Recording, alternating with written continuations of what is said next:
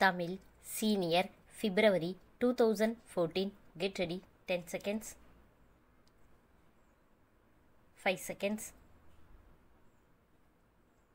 Start. மாண்புமிகு துணைத் தலைவர் அவர்களே, இந்த ஆண்டு வரவு செலவு திட்டத்தை முழு மனதோடு ஆதரிக்கும் முறையில் என் கருத்துக்கள் சிலவற்றை சொல்ல விரும்புகிறேன்.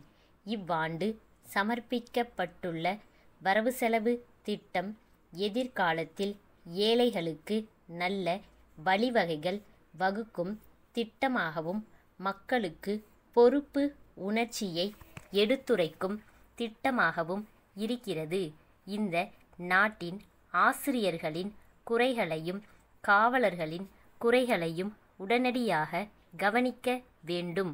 காரணம், நாட்டு மக்களின் அறிவு வளர்ச்சிக்கும் சத்திய நெறிக்கும் நாணய வாழ்க்கைக்கும் நீதியை காக்கவும் முக்கிய பொறுப்புள்ள ஆசிரியர்களுக்கும் காவலர்களுக்கும் பொருளாதாரத்தில் வசதி செய்து தர வேண்டுமென்று மிகவும் தாழ்மையுடன் கேட்டு கொள்கிறேன். ஆசிரியர்களுக்கும் காவலர்களுக்கும் அவசியம் ஊதிய உயர்வினாலோ வேறு விதமாகவோ அவர்களின் பொருளாதார முன்னேற்றத்திற்கு வழி செய்ய வேண்டுகிறேன். இது அரசின் நிர்வாகத்திற்கு மிகவும் அவசியம் எனவும் வற்புறுத்துகிறேன். தவிர தொழிலாளர்களின் நிலைமை அரசை பொறுத்த வரையில் அனுதாபத்துக்கு உரியதாக இருந்து வருவதோடு பல நன்மை பயக்கும் சட்டம் செய்வதையும் பாராட்டுகிறேன். ஆனால் தொழிற்சாலை முதலாளிகள் எங்கு பார்த்தாலும் ஆள் குறைப்பு திட்டம் கொண்டு வந்து வேலை இல்லாத நிலைமையை உண்டாக்கி வருகிறார்கள். இது விஷயத்தில் தொழிலாளர்கள் மிகவும் பரிதாபத்துக்குரிய நிலைமையில் இருந்து வருகிறார்கள். ஆகையால் இதில் அரசு தலையிட்டு நியாயமான குறையை கண்டு ஆவன செய்ய கோருகிறேன்.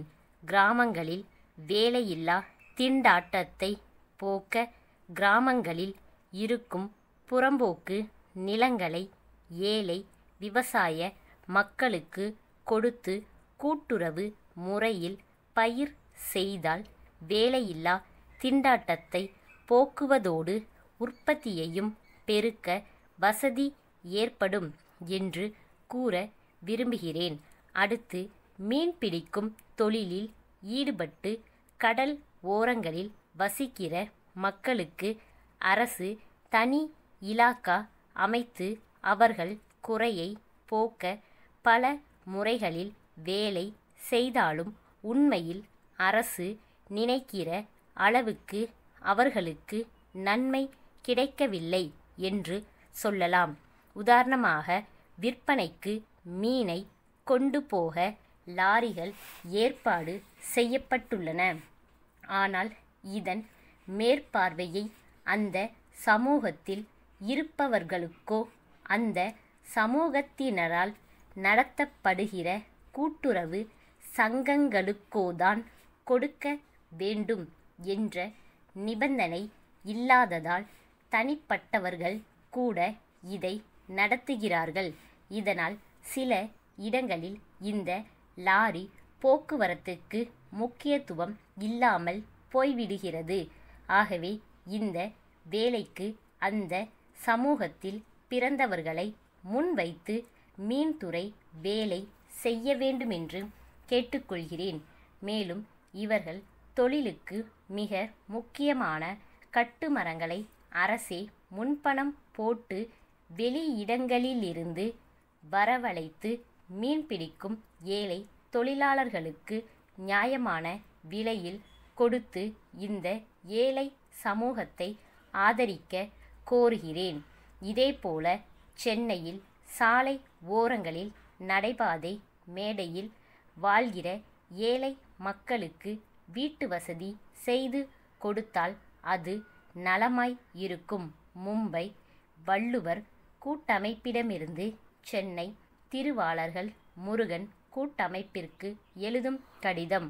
அன்புடையீர், தாங்கள் நீண்ட காலமாக எங்களோடு தொடர்பு கொண்டுள்ளீர்கள். எங்களுடைய பொருள்கள் நாடு முழுவதும் நல்ல வரவேற்பை பெற்று வருகின்றன. இது எங்களுக்கு மிகுந்த உற்சாகத்தை ஏற்படுத்தியுள்ளது. எனவே இப்பொழுது நாங்கள் எங்களுடைய தொழிலை விரிவாக்க முனைந்துள்ளோம்.